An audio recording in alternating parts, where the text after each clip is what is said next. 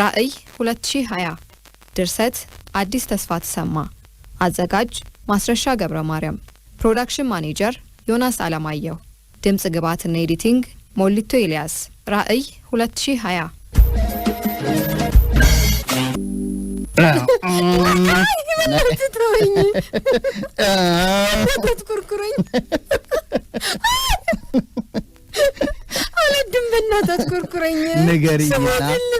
ንገሪኝና መስዬ ንገሪኝ የጠየቅኩሽን ነው አታምነኝም እንዴ ታዲያ ለምን ኮንዶም እንጠቀማልሽኝ ስላመንኩ ነው መጠራጠር ነበርም ማን እኔን አታደርጊውም አይባልም እኮ አንቺ አይጥ ነይ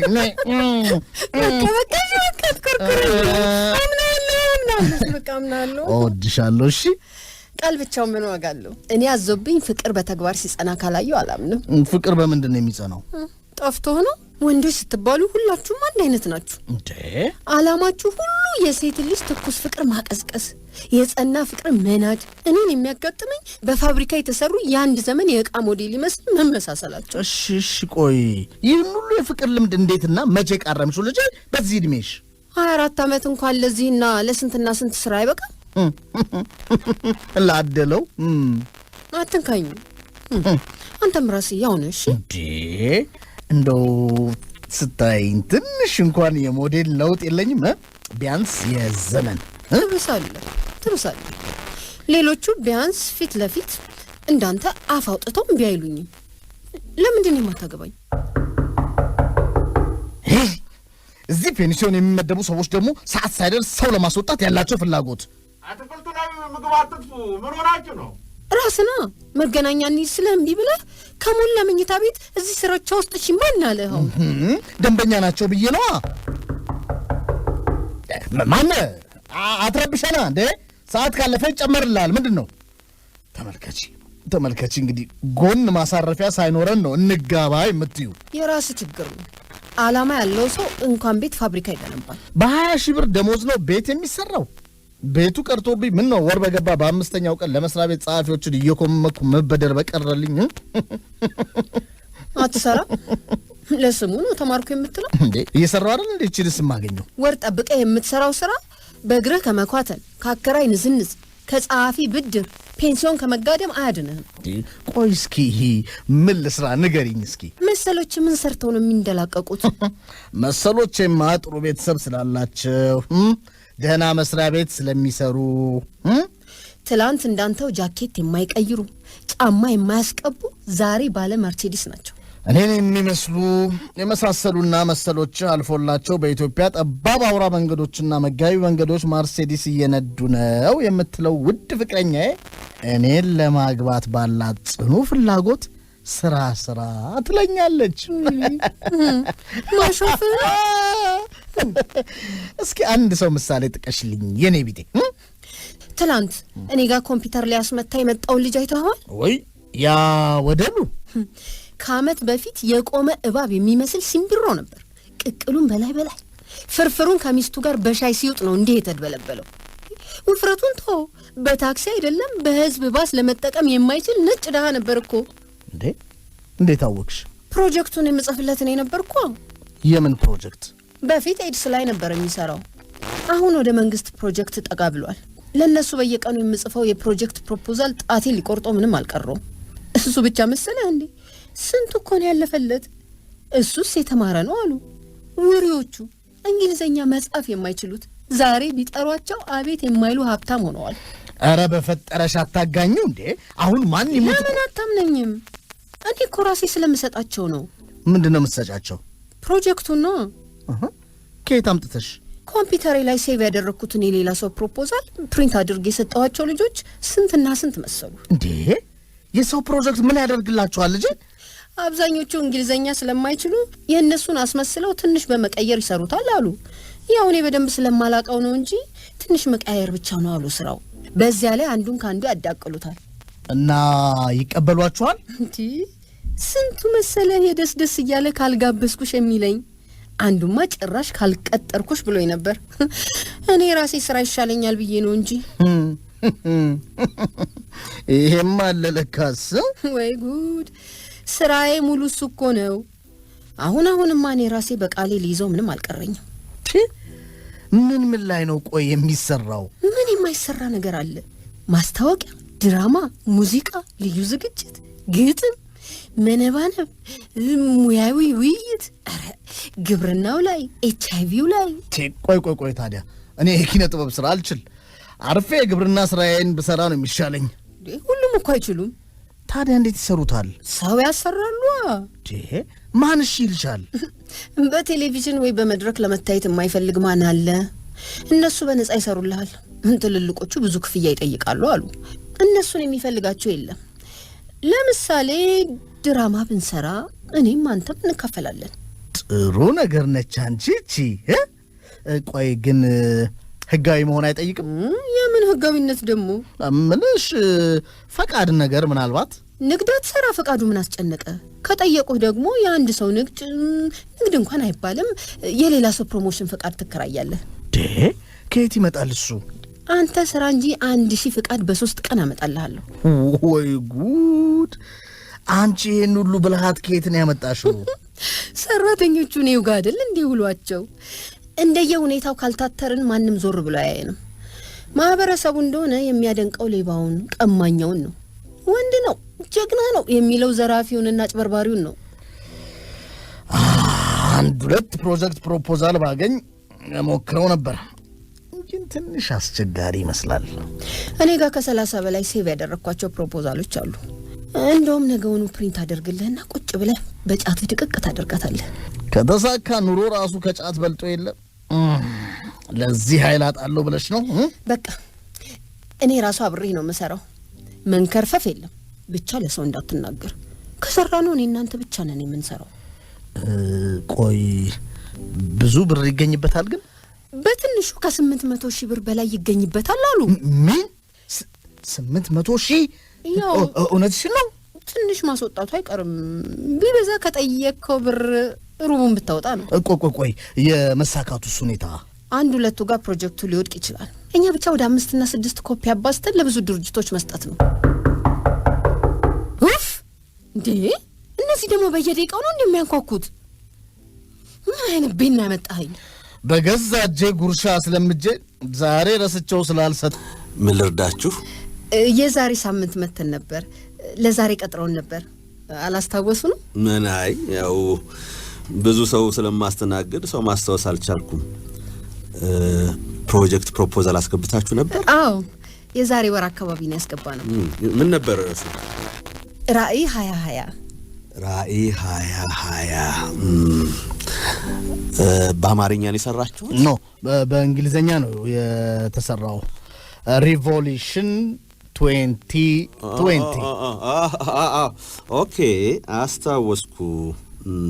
እንደውም ብዙ ጥያቄዎች ነበሩኝ። ካሁን በፊት እንዲህ አይነት ስራ ሰርታችሁ ታውቃላችሁ? አሁን ማለት ድርጅታችን ብዙ ስራ ሰርቷል። የሰራቸውን ስራዎች አብረን አያይዘን ነበር። አላዩአቸውም? አይቻችኋለሁ።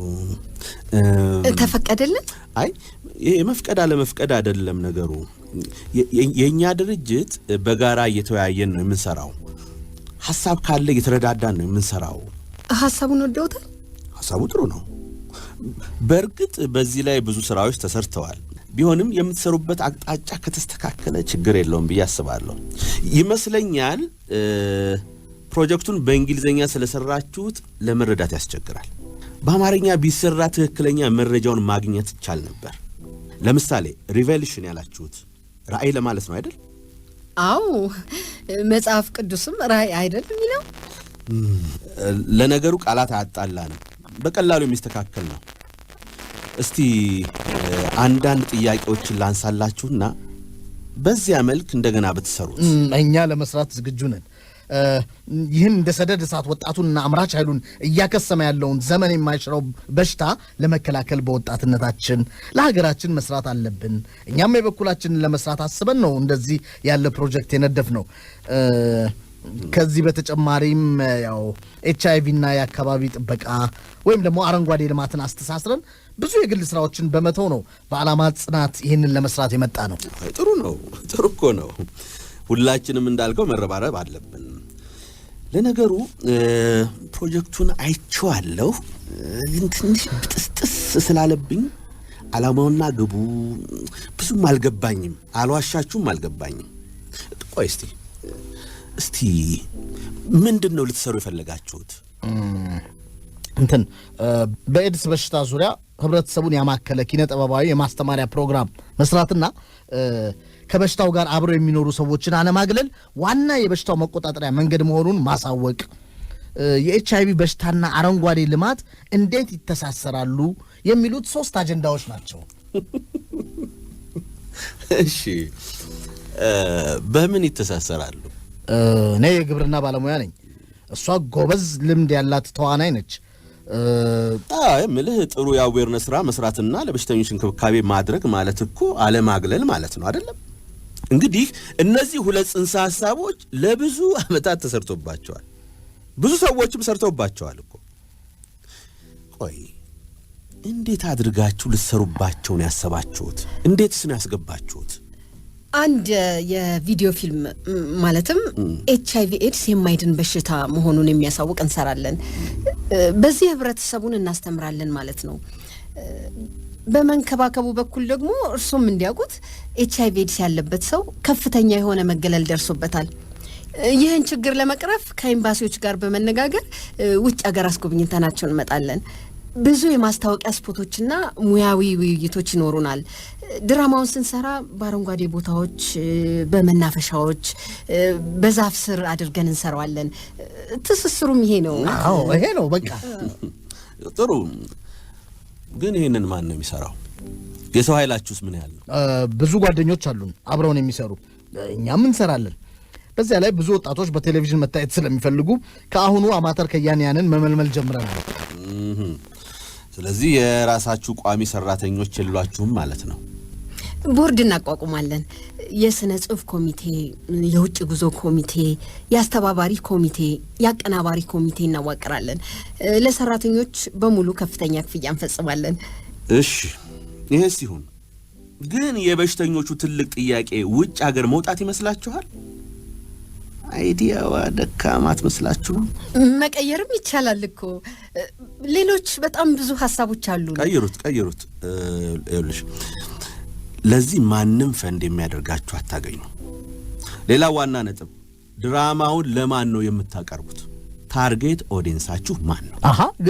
ገበሬው ነዋ። ገበሬው በሞኝነት ራሱና ቤተሰቡን እያወደመ ነው። ማንም ገበሬውን ዞር ብሎ ያየው የለም። በአጠቃላይ ከፍተኛ ተጠቂ ሆኗል።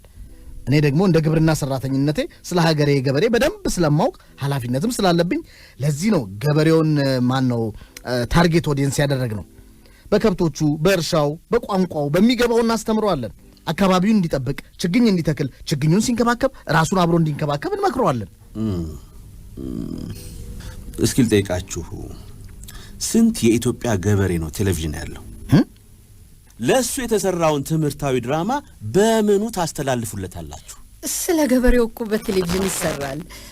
ለምሳሌ ማጭድ ይተዋወቃል፣ ማዳበሪያ ይተዋወቃል። ኧረ ስንትና ስንት! የት ሰምቶት ነው? ለመከልከል ካልሆነ በስተቀር። አንዱ ስለተሳሳተ ሁሉም መሳሳት አለበት እንዴ? ቴሌቪዥን የሚያገኝበትን ሁኔታ ማመቻቸት አይቻልም? አዎ እሱም አለ። በእርዳታ ወይም በዱቤ የሚያገኝበት መንገድ አለ። ሁሉም ባለ ቴሌቪዥን ኖሮት አይደለም የገዛው። ዱቤ አለ። ያጣ የነጣም ከሆነ ቀበሌ ያያል። ለእነሱስ በየቀበሌው ቢተከልላቸው ምን ችግር አለው? እኔ ሀገሪቷን በትክክል የምታውቋት አልመሰለኝም። ቴሌቪዥን ለገበሬ ገዝቶም ሆነ አበድሮ ለመስጠት አንቺ እንዳልሽው በየቀበሌው ለማስገባት መብራት እኮ ያስፈልጋል አይደለም እንዴ? ለዚህ ደግሞ ጄኔሬተር ኢምፖርታንት ነው። መብራት ኃይል ምን ይሰራል? መብራት ለማስገባት እኮ 1 ዓመት አይበቃም። የእናንተ ፕሮጀክት ደግሞ የ1 ዓመት ስራ ነው። የመንገድ ችግር መኖሩንም አትርሱ። ገበሬው ለምሳሌ ማዳበሪያውን ለመውሰድ አህያውን ይዞ አቅራቢያው ወዳለ ከተማ ይመጣል። እኛም ወደ ከተማ ሄዶ እንዲያይ ብንቀሰቅሰው እኮ ይመጣል አይደለም እንዴ? መሲ፣ እኔ እኮ እንደዛ ቢሆን ደስ ይለኛል እኮ። ግን ድራማና ሙያዊ ውይይት በቴሌቪዥን ለማየት ስራውን ትቶ የሚመጣ ይመስልሃል? እሱን ፈትሹት። ሙያዊ ውይይቱማ እዚሁ ነው የሚደረገው። እንዴ እሱማ እዚሁ እንደሚደረግ መቻጣሁት። ግን ርዕሰ ጉዳዩን ገበሬና ስለ ኤድስ የሚያዜመው ስነ ቃሎችና አካባቢ ጥበቃ ብላችሁታል። ለገበሬውም ይቀርባል ይላል። ሁለቱ ለገበሬው ምን ይጠቅመዋል? የእኛ ነገር የእንግሊዘኛውም ችግር ስላለ ተሳስተን ይሆናል።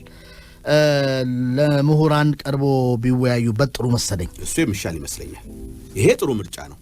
ከስነ ቃሉ ተነስቶ ጠቃሚ ጥናት ለመስራት ትንሽ የተሻለ መሰለኝ። እናስተካክለዋለን። በዛ መልኩ እናስተካክለዋለን። ሌላው እናቀርብበታለን ያላችሁት ጊዜ የእርሻ ወቅት መሆኑን ዘንግታችሁታል አይደል? ገበሬ ደግሞ በእርሻ ወቅት ወደ ከተማ መጥቶ ይሁን ከመንደሩ ተሰብስበው 2 እና 3 ቀን የሚያይ አይመስለኝም። እኛ ስራ እየተወን ድራማና የለም እንዴ? እኛና ይሆናል እንዴ? ከኔ በለጠ እሱ ጓደኛዬ የእርሻ ባለሙያ ከሆነ ጉዳዩን የሚያውቀው ይመስለኛል። ሊነግርሽ እኮ ይችላል። እና ውድቅ ሆነ ማለት ነው? ለምን ይወድቃል? ስህተቶቻችሁን አርማችሁ አስተካክላችሁ እንደገና አምጡት። እኔ በበኩሌ ታርጌት ኦዲየንሱ ገበሬው መሆኑ ጥሩ ነው ባይ ነኝ። ምንድነው መሰላችሁ ይሄ አንድን ስራ ለመስራት ዓላማና ግብ፣ ቁርጠኝነት፣ የኃላፊነት ስሜት፣ ዕውቀቱም ያስፈልጋል። ምንድነው የምሰራው? ማን ነው የሚሰራው? ለማን ነው የሚሰራው?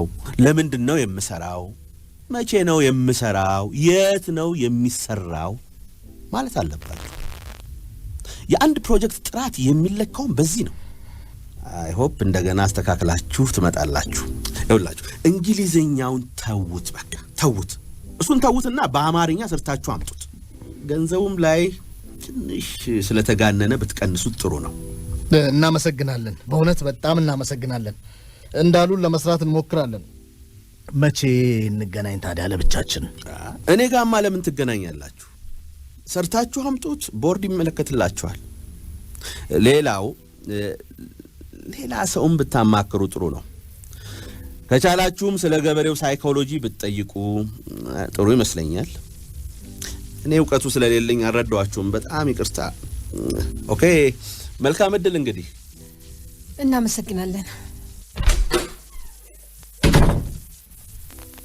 ይሄ ደግሞ ምን አይነቱ ደረቅ ነው? በግልጽ እንካፈል ላይ ነው። ፍንጭ አግኝተሽበታል? የራሱ ገንዘብ መሰለው እንዴ? ዳፍንታ ሲያስጠላ። የተባለውን ልቀቁ ይሏችኋል አይልም እንዴ? እኛ እሱ አይሎ የጠፋ መሰለ።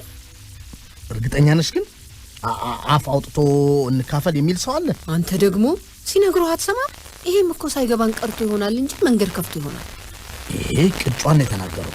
አንቺ ልጅ በኋላ ችግር ውስጥ እንዳንገባ። ቦቅቧቃ 6 ተኩል ከቢሮአቸው አይወጡም የተባሉት ሰውዬ ጋር ትሄዳለህ አትሄድም? የት? አገር በቀል ነው መንግስታዊ ድርጅት ነው ተብለን ወረቀቱን ከሰጠናቸው ሰውዬ ጋር። እንዳልሽ እንግዲህ ፕሮጀክታችንን በደንብ አይተውታል ማለት ነው? በደንብ ነው ያየሁት። በደንብ ይገርማችኋል። ቦርዱን እኮ ያሳመንኩት እኔ ነኝ። በእውነት እስካሁን ድረስ ካየኋቸው ፕሮጀክቶች ሁሉ ያስደነቀኝና የወደድኩት እንደውም ልሰራው ራሱ ቆርጬ የተነሳሁት ነው። በተለይ HIV ኤድስንና የመንግስት አጀንዳ የሆኑን አረንጓዴ አካባቢ መፍጠርን አያይዛችሁ ያቀረባችሁበት መንገድ በጣም ወድጀዋለሁ። ተቀበላችሁታል ማለት ነው? አዎ፣ ከሞላ ጎደል ተቀብለነዋል። በእርግጥ ደግሞ ብዙ መስተካከል ያለበት ነገር አለ። ዋናው ግን ለገበሬ ተብሎ መሰራቱ፣ ውይይቱ በገበሬው ስነ ቃል ለገበሬው መሆኑና ራሱ የኪነት አባት የሆነው ገበሬ እንዲወያይ መደረጉ በጣም አስደንቆኛል። እኛም ገበሬው ማዕከል ያደረግነው እስካሁን በገበሬው ዙሪያ ምንም ስላልተሰራ እኮ። በገበሬው ዙሪያ አይባልም፣ ዙሪያ አይባልም። እሺ፣ ዙሪያውን ከሆነማ ምኑን ስራ ተሰራ? ዙሪያ ነው አገር ያጠፋው። በገበሬው ላይ ነው የሚባለው። ልምድ ሆኖብኝ ነው። በሚዲያ እንዲሁ ያው ሌሎች ድርጅቶች በኤድስ ዙሪያ፣ በወጣቱ ዙሪያ፣ በሴቶች ዙሪያ ይላሉ እኮ። ስህተት ነው ማለት ነው? ምን አንድና ሁለት አለው? ዙሪያ ብሎ ነገር አይገባኝም። እኛ ጋር እንደዚህ ያለ ስህተት ስለማንሰራ ነው ብዙ ሰዎች እኛ ጋር ለመስራት የሚመጡት። ስለ ማግለል ያነሳነውን ነጥብስ እንዴት አዩት? ብለው እንዴት እንዳሰባችሁት ብቻ ነው የገረመኝ። እስቲ እንደው መንግስት ባለበት ሀገር አንድ ሰው በኤድስ በሽታ ተይዟል ብሎ ከሰው ያገሉታል እንዴ? የማይሆን እኮ ነው። በእውነት ታሪክ የሚሰራበት ይመስለኛል። የማግለልን አንኳር ጉዳይ ያገኛችሁት እናንተ ብቻ ናችሁ። የዓመት መነጋገሪያ ካልሆነ ምን አለበሉኝ። በእውነት በጣም ነው የምናመሰግነው። ጠዋት አንድ ድርጅት ጋር ሄደን ተስፋ አስቆርጠውን ነበር። የት ሄዳችሁ ነበር? ማን ነበር? አገር አቀፍ ነው ዓለም አቀፍ የገበሬዎችና ኋላ ቀር ከተሞች። ኦኬ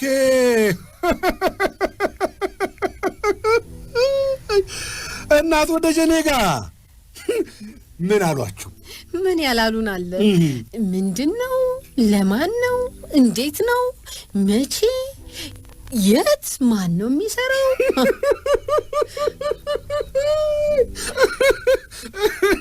እንደው በዚህ ስራ የሚሰራ መስሏችኋል? ስሙ ልጆች፣ ይኸውላችሁ ደጀኔን ምን ይሉታል መሰላችሁ?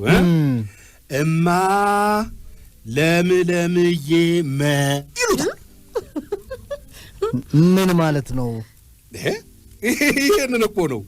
እንዴት፣ ማን፣ ለምን፣ ምን፣ ለማን፣ ምክንያቱ፣ የት፣ መቼ ስለሚል አሳጥረው እማ ለምለምዬ አሉታ። እናንተ ልብ ካላችሁ እኮ ይሄም እኮ ስነ ቃል ነው፣ ልትሰሩት ትችላላችሁ። በሚዲያ ድርጅቱንና ስራውን እናስተዋውቃለን ያላችሁትም ጥሩ ነው። ስራው ሲመረቅም ያው መጠቀም አንድ መፍትሄ ነው። እንደ ሰውየው ሁኔታ እኮ ወደዚህም ላለመምጣት ቆርጠን ነበር። ሰውየው እኮ ስራ አይሰራም። ወጉን ሲጠርቅ መስሪያ ቤቱን እንዳያዘጋ ነው ፍርሃቴ። ተባብሮ ካልተሰራበት ኤድስ እንዲሁ እያንዳንዳችን ቤት ማንኳኳቱ አይቀርም። አሁን ምንድን ነው የምንሰራው? ይኸውላችሁ ሙሉ ለሙሉ ፕሮጀክቱ የተዋጣለት አይደለም፣ መስተካከል ይቀረዋል። ይህን ደግሞ እኔ በኃላፊነት ከእናንተ ጋር እሰራዋለሁ። ኧረ እኛ እርስዎንም አናደክምም። አስተካክሉ ያሉንን ነገር በአስቸኳይ ሰርተን እንመጣለን። ማንህ እናንተ ወጣቶች ናችሁ፣ ለማበረታታትም ጭምር ነው የተቀበልናችሁ። ግን ደግሞ ያው መቼም እንደኔ አንድ ልምድ ያለው ሰው ደግሞ ያስፈልጋል። የሚስተካከሉት ነገሮች ብዙ ናቸው። በጣም በጣም በጣም በጣም በጣም ለምሳሌ ከርዕሱ ብንነሳ ሪቬሊሽን 2020 ነው ያላችሁት። ትልቅ ክርክር ያስነሳና ፕሮጀክታችሁ ሊጣል የነበረበት ጉዳይ ነው። ራዕይ 2020 ለማለት እኮ ነው። ከመጽሐፍ ቅዱስ ነው የወሰድነው። ይኸውልህ እኔ ልጅ ሪቬሊሽን ማለት የመንፈሳዊ ቋንቋ መግለጫ ሐሳቤ ነው። ራዕይ መገለጥ ማለት ነው። እኛም እኮ ገበሬው ከመጽሐፍ ቅዱስ ጋር የተቆራኘ ስለሆነ በደንብ ይገልጸዋል ብለን ነው። አዎ ሊሆን ይችላል። ግን ትክክለኛው አባባል ራዕይ ሳይሆን ርዕይ ነው። ይኸውልህ ርዕይ ለማለት ደግሞ ትክክለኛው የእንግሊዝኛ ቃል ቪዥን መባል አለበት። ቪዥን በደንብ ሳናስብበት ቀርተን እኮ ነው። ዋናው ችግር እሱ ነው የኔ ልጅ። ይገርማችኋል፣ ብዙ ጊዜያችንን የወሰደው ይሄ ነው። ቪዥን መባል አለበት። ካልሆነ ገበሬው ሴንሲቲቭ ስለሆነ ትልቅ ውከት ያስነሳል። መንግስትም እርዳታ የሚሰጡን የውጭ መንግስታትም ይጣሉናል። ሌላስ? ቆይ እንደዚሁ ያወዛገበ ጉዳይ ነበር። የፊደሎች መጉደል በጣም አስቸግሮናል። ኮንታክት ለማለት ሲንን ትገድፋላችሁ። ሲ የምትባል ፊደልማ በየቦታው ተረስታለች። ሐሳቡ ተዛብቶ ነበር። ደግሞ ሁሉም ገምጋሚዎች ገብቷቸው ተናደው ነበር። ኮምፒውተሩ እኮ ሲን አልጽፍ ብሎን እኮ ነው። አልተጠቀሰማ እሱ። እንዲሁም የቅደም ተከተል ጉዳይ በጣም አድካሚ ነበር። ኢንትሮዳክሽኑን ሁለተኛ፣ ባክግራውንዱን አንደኛ አድርጋችሁት እንዴት አድርገን እንረዳው? ኦብጀክቲቭ ጀስቲፊኬሽኑም እንዲሁ ተነጣጥለው ተራርቀው ገጽ እየገለባበጥን ነበር ስናጣቅስ የነበረው። ምንም ስራ አልሰራንማ። ምንም አልሰራችሁም። ልምድ ስለሌላችሁ የተጠቀማችሁት የግራመር ስህተትማ ምንም አይወሳም። ቱ ዊዝ ፎር ያለ ቦታቸው እየገቡ ሲደንሱ እኮ ነው ያየናቸው። እንትን ተጣድፈን ስለሰራ ነው እኮ ነው። ቢሆንም ቋንቋ አይደለም እንዴ? ዓለምን ያርበደበደ ሳይንቲስቶችን ግራ ያጋባ በሽታ ልትዋጉ አይደለም እንዴ የተነሳችሁት? ዋናው ነጥብ ደግሞ ገንዘብ በጣም በጣም አንሷል። የሚጨምር ነገር ያስፈልጋል። በተለይ አረንጓዴው አሻራ ላይ በደንብ ስሩበት። ከመንግስትም እኮ ሙገሳ እናገኝበታለን። ገበሬውና ቴሌቪዥን አይገናኙም የተባለውስ? እሱማ መች ይገናኛሉ? የት ቦታ ነው እንደሱ ያላችሁት? ጭራሽ አላስታውስም። አውጥቼዋለሁ። ያ መስሏት ነው። አዎ እርግጠኛ ነኝ እንደሱ የሚል የለም። የምንሰራቸው ስራዎች አሁን ምንና ምን ናቸው ታዲያ? የተባለው በሙሉ መሰራት አለበት። ዋናው ነጥብ ግን ገበሬውን ማዕከል መደረግ አለበት የሚለው መሰመር አለበት።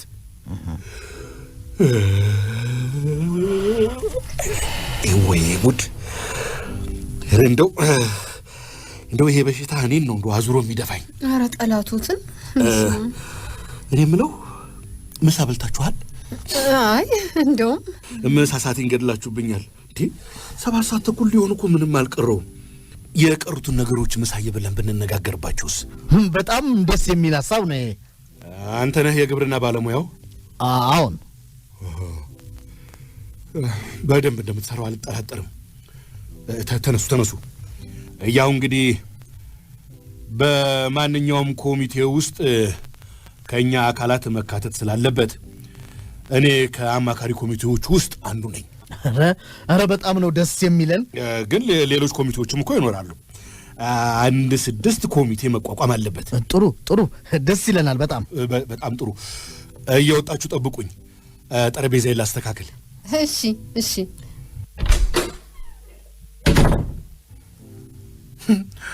ደስ ባይልስ የት ልትደርሱ ኖሯል? ረህጥ እንደው ስንት ደንቆሯል። መብራት ከዚህ በኋላ መቋረጥ የለበትም። ይቅርታ፣ ቴክኒካል ችግሮች እንዲሁ ናቸው። ችግር የለም። ኧረ ሬዲ ኦኬ። ይሄ የእናንተ የፊልም ስራ ሙያዊ ውይይትና የውጭ ሀገር ጉብኝት ምንድነው ከሌሎች ስራዎች የሚለየው? ዋናው እንግዲህ ከሌሎች የሚለየው በገበሬ ላይ ማተኮራችን ነው። ገበሬው እንዲመረመር ያደርጋል፣ ይገፋፋል። ገበሬው ተረስቷል። ጤፍ የማይበላ የለም። ጤፍ አይደል ቀለባችን? አሁን ይሄው ኑሯችን የሆነው ገበሬ መረሳቱ ስላንገበገበኝ ነው ብዙ ጊዜ ወስጄ የሰራሁት። እንደምታዩ ፊልሙ ሰውን ሲያስቅ ነበር። ዋና መሪ ገጸ ተዋናይ ሆና የሰራችውም የስነ ተውኔቱ ልብ ነው የምላት ልትሸለም ስትወጣ ጭብጨባውን አይተሻል። መሰረት ትባላለች። የአረንጓዴ ነገሩን ታዩ እና ተሳክቶልኛል ነው የምትለው? እንዳየሽው እንግዲህ ተመልካቹ ነው ምስክሬ። አሰሪዎቼም በጣም ነው የተደሰቱት። ንግግራቸውን መቼም ሰምተሻል። ለምንድን ነው ግን በአዳዲስ ተዋናይ መስራት የፈለከው? ይቅርታ አድርጊልኝና ትልልቆቹ ገጸ ተዋንያን ሰው ይንቃሉ። እኔ ስላዘጋጀሁት የማላውቅ ይመስላችኋል። እሺ አይሉሽም። ስራውን እነሱ ብቻ እንዲሰሩ ይፈልጋሉ። ስለ ገበሬው ዕውቀት የላቸውም። ቢሆንም አከብራቸዋለሁ፣ አደንቃቸዋለሁ። የምትላቸው ነገር ይኖራል? እንግዲህ ተባብረን ተግባብተን እንስራ፣ በዚያም የሀገራችንን ኪነ ጥበብ እናሳድግ፣ ባለን አቅምና ችሎታ ሁሉ ኤድስን እንዋጋ፣ በተቻለን ሁሉ አካባቢያችንን እንጠብቅ ነው የምላቸው። መልካም። በተጨማሪ የምትለው ነገር ካለ? የለኝም። ግን ምንድን ነው ብዙ ሰዎች ስራ አያሰሩም፣ ወጣቶችን አያበረታቱም። ለምሳሌ ብታብራራልኝ። ምን መሰለሽ፣ ይሄን ፕሮጀክት ከዚህ በፊት 2 ቦታ ጥለውብናል። ለምን አይሆንም እያሉ። በእውነት በጣም ላመሰግን እወዳለሁ። አቶ ከተማ ናቸው አርቀው እንዲሰራ ያደረጉት። ሌላው ያው በፕሮጀክቱ እንደሰማሽው ወደ ውጪ ጉብኝት ማድረግ ሰሞኑን እንጀምራለን። ኤምባሲዎችን ለማሳመን ታክቲክ ለመፍጠር ረድተውናል አቶ ከተማ። አንዳንድ ሰዎች ግን በገበሬና በሕዝብ ስም ማላገጣቸውን ቢተው ጥሩ ነው ባይ ነኝ። እኔ ተሳክቶልኛል። ዛሬ መጥተው ቢያዩ ደግሞ መወለዴን ቢገነዘቡ ደስ ይለኝ ነበር። በእውነት ይሄ ዝም ብሎ አይሆንም ብለው ያባረሩን ነገር በጣም ነው የጎዳኝ። በጣም። ታዲያ ወደፊት ምን ለመስራት አስበሃል? እንግዲህ ጀምሮ የሚያስጨርስ አምላክ ያውቃል። እኔ ሀሳቤ ብዙ ነው። ድርጅቶች ከጎኔ እስካሉ የዛሬውን ስኬቴን ያዩ ሁሉ ከተባበሩኝ ዓለም አቀፋዊ እና አገር አቀፋዊ የሆነ አንድ ማዕከል የማቋቋም እቅድ አለኝ። በምን ዙሪያ? ዙሪያ እንኳን አይባልም። ለኤድስ ህሙማን መርጃና ወላጆቻቸውን ላጡ ህጻናት መንከባከቢያ ማዕከል ሰፊ የሆነና መዋኛ ገንዳ፣ መረብ ኳስ፣ እግር ኳስ መጫወቻ ያለው ሆስፒታል፣ ክሊኒክ፣ አብያተ ክርስቲያናትና መስጊድም ጭምር ያለው መንደር ነገር ቢቻል አውሮፕላን ማረፊያም ያለው ሊሆን ይችላል። ሰርቼ ለሀገሬ ለህዝቤ ለውለታው ይሄንን ነገር እቺን እንኳን ከፍዬ ብሞት በእውነት በጣም ደስ ይለኛል። ታዲያ መቼ የሚሳካ ይመስልሃል? እንግዲህ ጊዜ ሊወስድ ይችላል። አጋዥ ድርጅት ማግኘት ነው ዋናው። እናም እንደ አቶ ከተማ ያሉ የሚረዱን ሰዎች። መልካም። ይሄ እስኪሆን መድኃኒቱ የሚገኝ ሰውም ራሱን የሚጠብቅና ሀገራችንም ከክፉ ነገር የምትላቀቅ አይመስልህም? አይ ዶንት ቲንክ ሶ። አይመስለኝም። ህዝቡ ገና ንቃት አላገኝም። ገና እኮ እየተደበቀ ተሚሱ ውጪ ፔንሲዮን መተኛት ያልተው ህብረተሰብ ነው ያለን። በዚያ ላይ ኮንዶም አይጠቀምም። አረንጓዴ አካባቢ መፍጠርም ላይ ገና ነን። እሱ እንዳለ ሆኖ መድኃኒቱ ወይም ክትባቱ ቢገኝ ያንተ ማዕከል እጣ ፈንታው ምንም ይሆን ይመስልሃል? ወባም አለ፣ ተስቦም ኩፍኝም ጨብጥም ከርክርም አለ።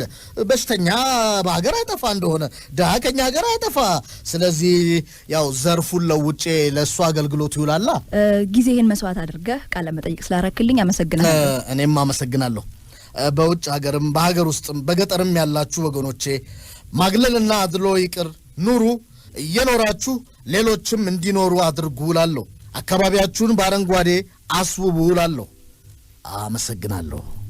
ከት በሉ ሁላችሁም ግቡና ጠበል ጠዲቅ ቀማምሳችሁ ነው የምትሄዱት።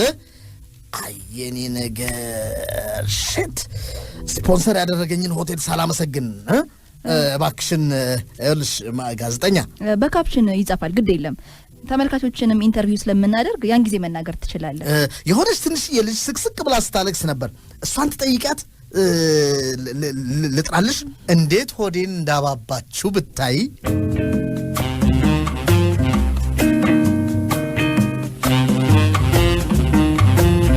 ራዕይ 2020 ባለ አንድ ክፍል አጭር የራዲዮ ድራማ የሰማችሁትን ይመስል ነበር። ድራማውን የተጫወቱላችሁ ተዋናያን ህሊና ሲሳይ እንደ መሰረት፣ ማስረሻ ገብረ ማርያም እንደ ሰለሞን፣ ቶማስ በየነ እንደ ሀቀኛ ኃላፊ፣ አንዱ ዓለም ካሳሆን እንደ ከተማ ነበሩ። ራዕይ 2020 ድርሰት አዲስ ተስፋ ተሰማ፣ አዘጋጅ ማስረሻ ገብረ ማርያም፣ ፕሮዳክሽን ማኔጀር ዮናስ አለማየሁ፣ ድምጽ ግባትና ኤዲቲንግ ሞሊቶ ኤልያስ። ራዕይ 2020